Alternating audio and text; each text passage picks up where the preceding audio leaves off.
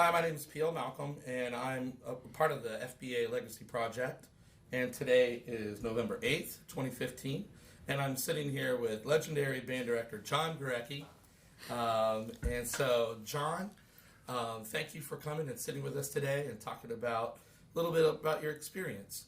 If we could start with, why did you decide to become a band director, or what were some of the circumstances that led you to begin your band journey?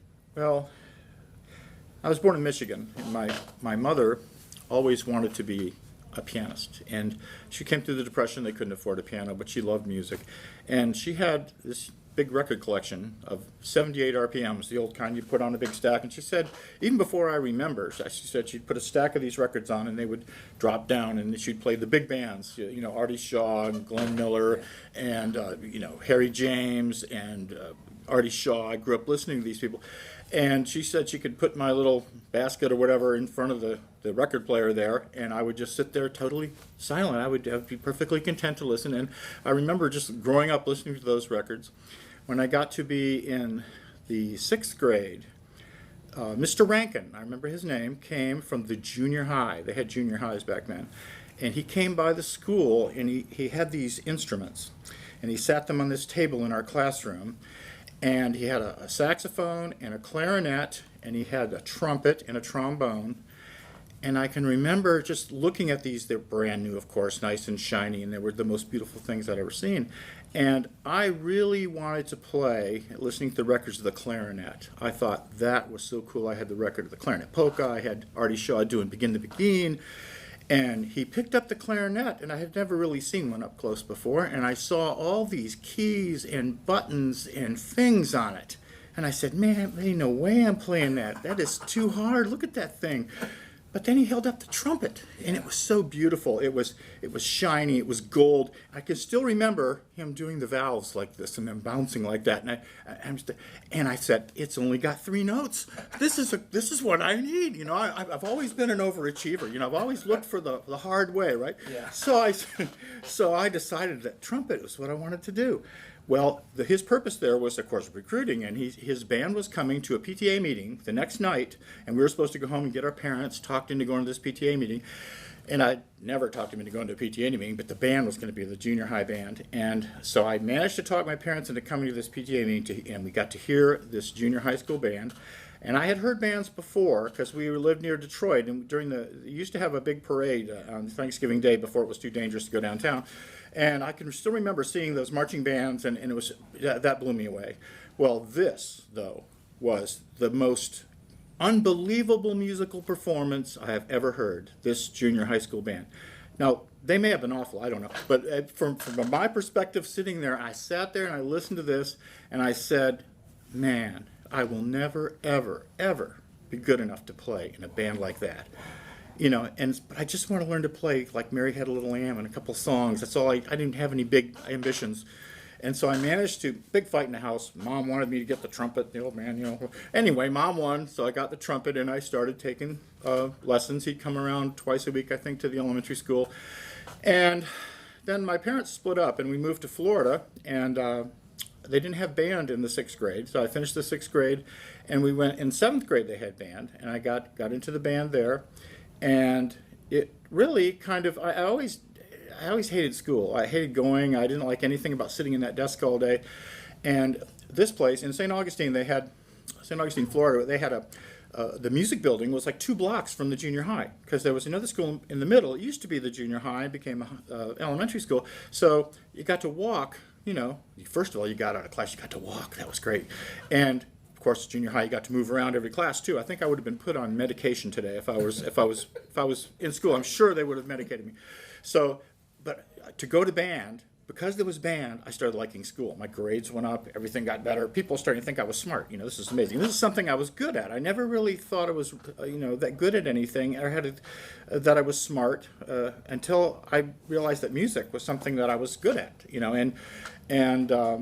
So I really fell in love with that, and my whole life was around band. And I got to high school band, and we went to, they had this Gatorland music clinic, which I guess is still going on at the University of Florida. And they had scholarships. You know, we could audition with my little high school band director, and I think it was like $35 you could go to band camp for a week or something. And they had the All-Star Marching Camp was a week after that. And anything to do with band, I would do. Even though I didn't like sweating and marching band was not my thing. If it was band, I would do it. So I go and to Gatorland, and I met Bob Foster, who was my trumpet teacher, and Richard Bowles, and all of these really nice faculty members at Florida, and great students too. We had students working with us in ensembles and things. And I fell in love with the whole idea of going to college in the campus, and the college students were cool. And playing in the ensembles and playing, you know, St. Augustine High School didn't have the greatest band in the world, and I was getting to play with players that were so much better, and seeing, wow, you know, this is really something. So, you know, that it was kind of destiny. That was all I wanted to do was be go into music. There's no. I remember Richard Bowles at a theory class, or one of the little classes we had at Gatorland. He said, "You should not go into music if you could be happy doing anything else." And I think that's great advice. And I've often over the years thought, how would I have done it differently? And I wouldn't have done anything differently. You know, it was just that way. And of course, I graduated in the middle of the year. I graduated in December and was pumping gas. I was very good at that. That was one of my summer jobs. I was besides music, I was really good at pumping gas. And I mean, I could get 8 cars going at the same time, and I could get them without overrunning because they'd have $3. Let me have 25 cents. Anyway, so I was doing that, and I got a call from Terry Patishall. And here I had a degree in music and I'm pumping gas, and I'm really depressed. And I had been interviewing around Gainesville because, you know, you don't want to leave your college town. It's like the womb, you know, you want to stay there. So she called me and said, there's an opening. The guy at the last minute, this guy at Millwood Middle School decided to go on the road with a rock band. It's like August, and so they're stuck for a band director. And I want you to go down. I want you to just mention that John Blair told you to call. Call Sal Manfrey, who was the principal. Say, John Blair was. I never knew him from Adam, but he was the high school band director. Said John Blair asked you to call. So I did that, and I got my foot in the door and got an interview and got a job at Millwood Middle School, and that's how I've been teaching band ever since. So, wow. But anyway, some pretty great names you Long-winded. talked about. No, it's good. Well, so you started at Millie, and how long were you there? I was there 5 years, and yeah, it says, you know, I got a good education from Foster and Bowles and all these people in music, but you know, there's never any substitute for actually teaching young kids, and you can't learn everything. And so it was a bit a struggle. First of all, I was taking over someone else's program, and it wasn't a good program, but the kids thought they were good. And I found some tapes around, though, I listened to. They were complaining because they had this really hard music. Why aren't we playing this good music we played before? And I listened to some tapes, and it was horrendous. You know, they were trying to play these really hard things. But it was very difficult. Like there were many times during that first year when I thought about just giving it up. And I remember the band room had no air conditioning and no windows, and the it had holes where there used to be air conditioners that were rotted out, and they had these double doors you could open up, let a little air in, terrazzo floors, and the stands would scrape, and it was hot, and these little flies would come in and bite you during rehearsal. And I had this advanced band, if you want to call it that, that was just awful. And it was not just that they played badly. I didn't mind that. It was that their attitude. They didn't know what it was like to be in band. And they were not fun. But I had beginners, and I had some kids from another band that had moved in from when they rearranged some borders that were good. And so my beginners are what gave me hope. And there were things that I struggled with. Teaching the clarinet. Terry Patishall, was a great mentor for me. And as far as she was one of those really good college students, and she came up through a good band program with George Kirsten at her junior high and John Blair later in high school. I didn't have those good role models coming up as band directors. So she knew a lot of things out of the box before she ever went to college. She could sort of do what these other guys did. And she taught me a lot of things. Bill Elmore, who was the band director down there, really wonderful man, and his wife Laurel, they were great helps. So it was a lot of on-the-job training. I remember the second year I was at Millwood, they had never gone. Terry they had just changed to middle school a few years ago, and middle school bands didn't go to festival, didn't get supplements. Principals wouldn't even let them go. And Terry Patishall is out there in Oviedo at this middle school. She talks the band director into signing her up, this paper so she could go to FBA. And she starts going to FBA. And then I talked my principal into letting me go to FBA, and no one was going. And the first year I went, it was the second year that I taught, and I thought that I had done as good as I could do. I worked hard, and I thought, this is the best I can teach. And I went, and we got a 2, barely. And then I listened to the tapes, and I wondered why we didn't get a 3. I mean, it was all this horrible stuff I was hearing. How did I not hear that, you know? And the third year I was there, I started taping my band, for one thing. The third year I was there, we got a superior. And from then on, we got superiors there and at Rock Lake. But it was there was a growth thing there. I didn't walk out of school. I've seen some kids come out of college that are really good right out of the box, but I wasn't one of those people. I was one of those people that had to learn on the job a lot, you know. I'm so glad you shared that, because that is so true with so many of our band directors. You know, they come out of school and they think, oh, this is going to be the land of milk and honey, and then all of a sudden, you know, you've got to deal with stuff. And so, you know, you said a moment ago, you know, part of those challenges. But what kept you in the game? You know, you said I was thinking about maybe. Well, I tell you, it was my beginning band. I mean, because and people like Terry who are encouraging, and you know, my own kids that I started. You know, they sounded better by Christmas. They sounded better than my advanced band. They were playing easier stuff, but they actually sounded much better. And by the third year. The third year there was the second time I went to festival. We got a superior. That was the first band with all my kids. That's the cool thing about middle school is you feed yourself, and if you goof up, you're going to pay for it. And so if you do well, you're going to get rewarded by it too. That's the neat thing about it, and it was so neat. I can remember sitting in a beginning band class. Callie Curtis was her name, a flute player. These names just pop right back to me. Had tons of flutes. And we were sitting there, and we were playing this John Kenyon arrangement of Stephen Foster medley or something, which is, Kenyon could write really beautiful things with very sparse, very simple arranging, but they worked really well for beginning. And we were playing this little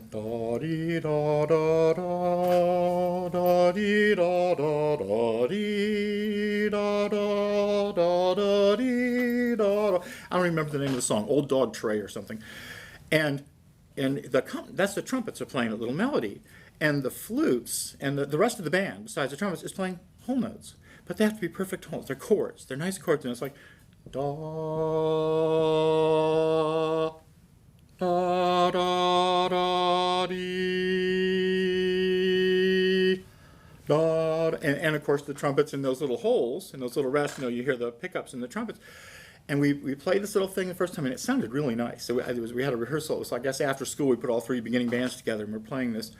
And we stopped, and I remember Kelly Kirsten looking up at me. And this is like my second year, maybe, of teaching, and she said, "You're really good." And it was just, wow. I thought, just like, and the kids they're all looking at each other and going like, wow, you know, we're making music. You know, it's like, it was such a cool thing, you know. And I've never done anything other than to make the music, not to get notoriety or to win or to build a reputation. It's always been about what's right there. In fact, you know, before every band festival I've ever been to, it's been the kids got their rating before they ever went, because I told them, look, I don't care what happens on that stage. You have worked, you play beautifully. We have accomplished what we wanted to accomplish, and they never let me down, though. They always did well. But you know, you don't make it on the stage. I hear a lot. Oh, we were doing great in rehearsal. We just fell apart on stage. Well, I don't know if that really happens. You know, so I'm skeptical about that. You know, I think you kind of make it before you get there. I also think that young lady looked up to you and said, "You really inspire me." Well, so I think that's what it was.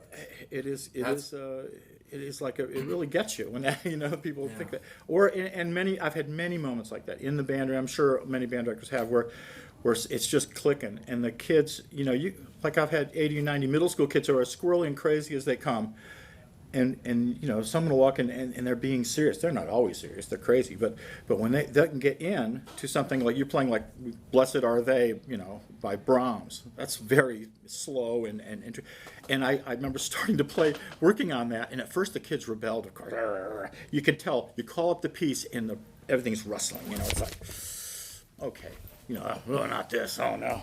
And after a while, they start being able to play it, and they quit grumbling. That's the first thing. Then they kind of want to do it.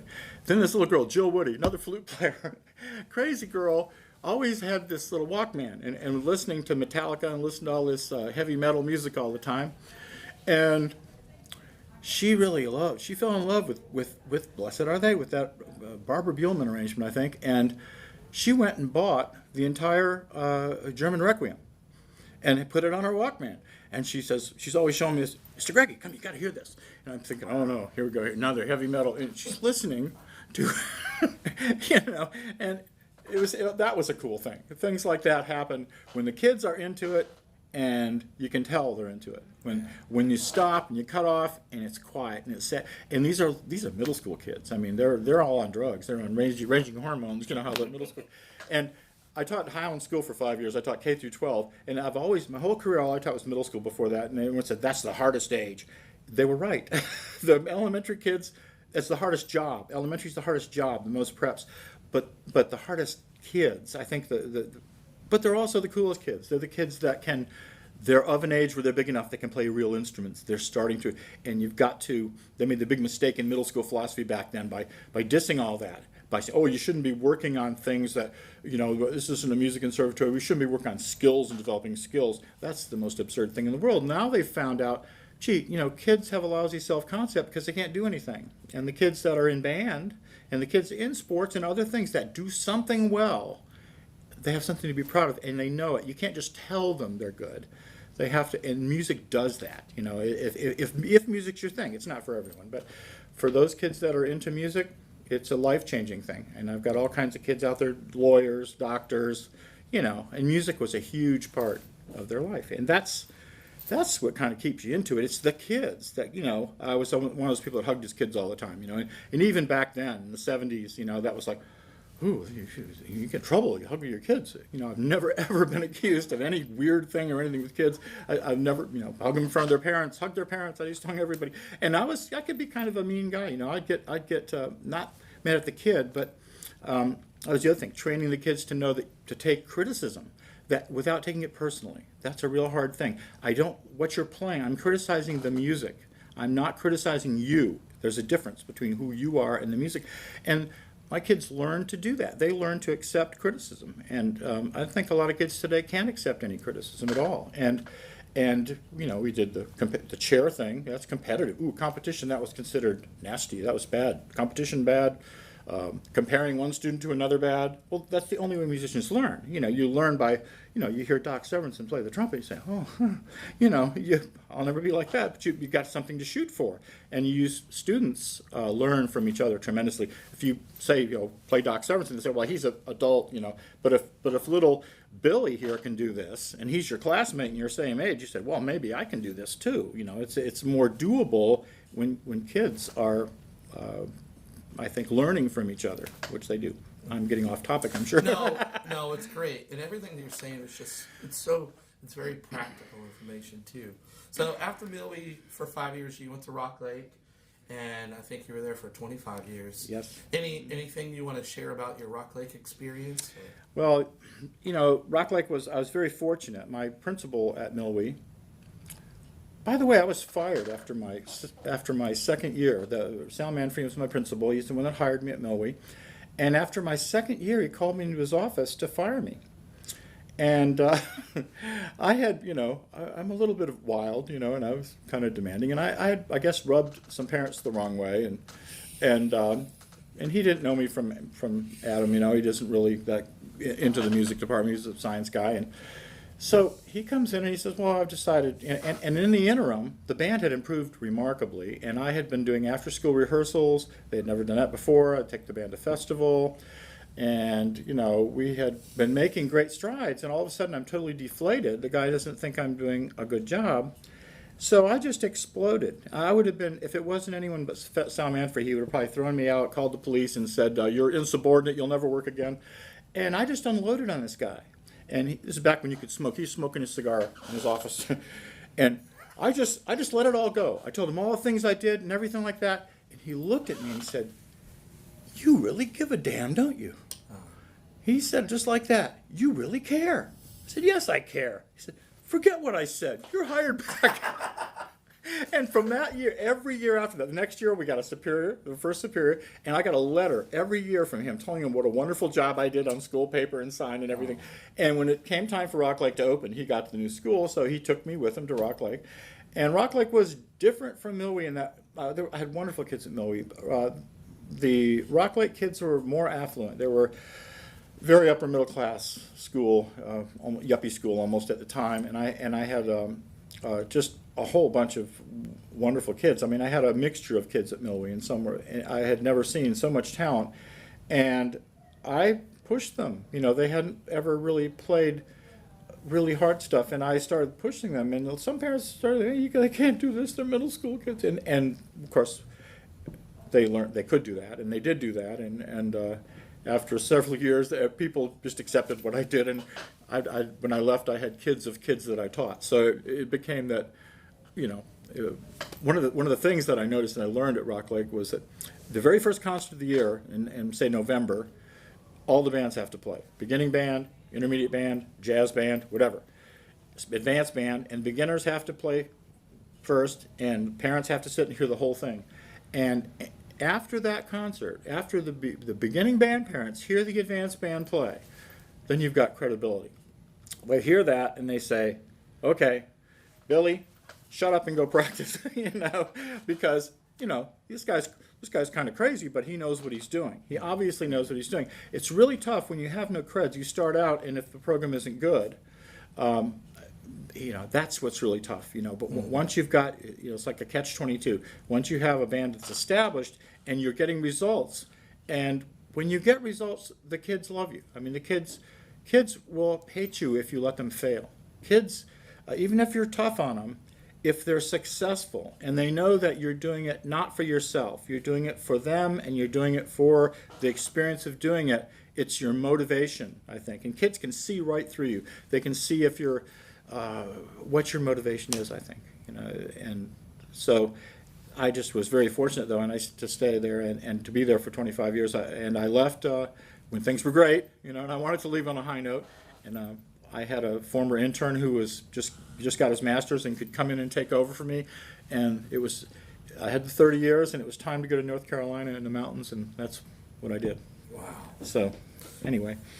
Well, let's talk a little bit about your pivotal moments as a director. Is there anything that you would say that obviously you talk a lot about the inner spirit and the motivation, and but was there any external moments that in your life that just really was like, man, I'm just so glad this happened? Or well, I don't know. There's just so many things that have happened. You know, there have been people in FBA that have been very, very encouraging. I already mentioned Terry Patishall and John Blair.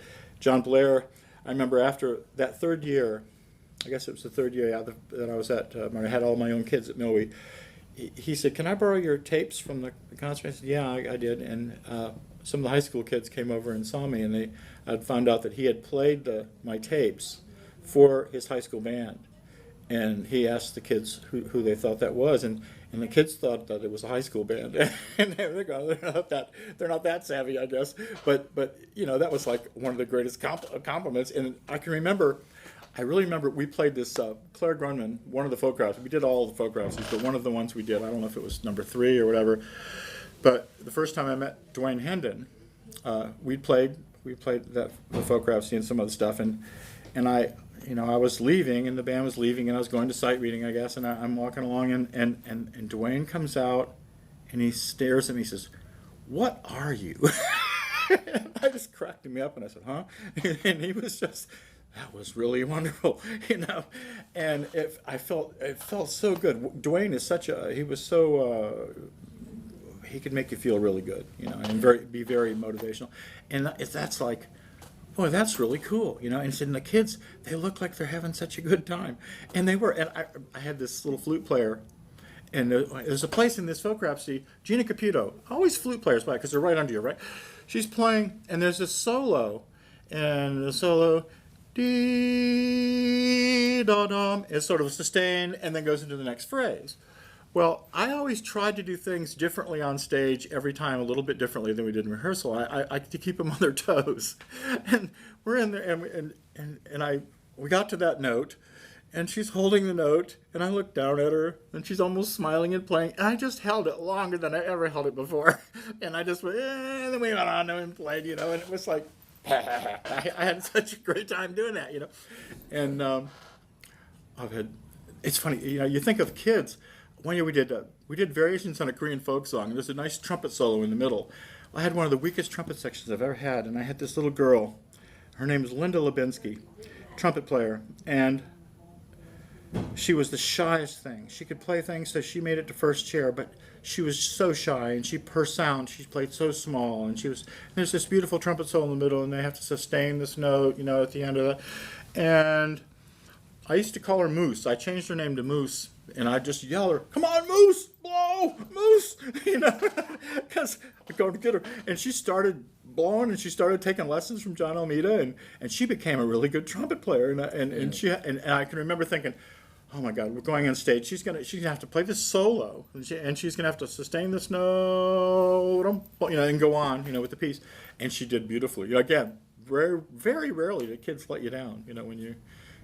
But John, I love it. I asked you about your personal victories, and you go back to your students' victories. Well, those are my victories are my students' victories. I know, but that's just your character, and it's so endearing. That is why you were so successful. Was the inspiration and motivating, and that's I love it. Well, let's we've just got a few more minutes. So are there some words of advice? Are there any mantras that you have that you find yourself saying a lot? Well, Richard Bowles, if it sounds wrong, it's wrong. That was one of the greatest things. He always say these things like, I'm sitting in a symphonic band and he'd say, why is he saying such a dumb thing? And then I get out there and think, he's right, because there might be a wrong note written there or whatever. If it sounds wrong, it's wrong, And sound is the most important thing, and that comes from fundamentals and learning the fundamentals, not learning to play all the instruments. I just am terrible. I would never play anything other than the trumpet for my kids. I can take a clarinet, turn the barrel around, take a kid who's never played before, make the face that Terry Pattershall told me about, get him in his mouth, have him blow, and I can play all the way to high C and down to low E with a good sound if I can just get him to keep making that face. And flutes, I can do the head joint, find the right person, finding the right people that are, if you're a middle school director, so they're suited to the instrument, so they're not fighting this with some physical deformity or whatever, which makes a certain instrument difficult. And learning as much as you can. Watching, I looked at the Stetson band last night, I look over at the clarinet section, and all these perfect embouchures. It's not an accident. And a lot of times we'll be judging bands, and the clarinets will sound off, and I'll look, and there are all these one-strip chins.